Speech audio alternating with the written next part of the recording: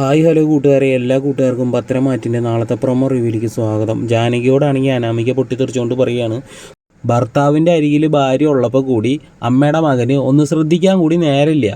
ആ സമയത്തും അവൻ്റെ ചിന്ത ആ വഴി പഴിച്ച് നടക്കുന്ന അവളെക്കുറിച്ചാണെന്ന് പറയാൻ കേട്ടോ ജാനകിയോട് അനാമിക. പിന്നീടാണ് കാണിക്കുന്നത് നമ്മുടെ നന്ദുവിനെയാണ്. നന്ദുവാണ് കൂട്ടുകാരിയോട് പറയുകയാണ്, അനാമികേനെയും അവരെ ആളുകളെയൊന്നും എനിക്ക് പേടിയില്ല, എനിക്ക് പേടി ഞാൻ സ്നേഹിക്കുന്ന ആളുകളെ തന്നെയാണെന്ന് പറയാണ്. നയനേച്ചി ആദർശേട്ടനൊക്കെ ഈ കാര്യം അറിഞ്ഞു കഴിഞ്ഞാൽ എന്നെയല്ല പൊരിക്കാൻ പോണത്, അനിയനെയാവും അവരെടുത്തിട്ട് പൊരിക്കാൻ പോകണമെന്ന് പറയാൻ കേട്ടോ നന്ദു.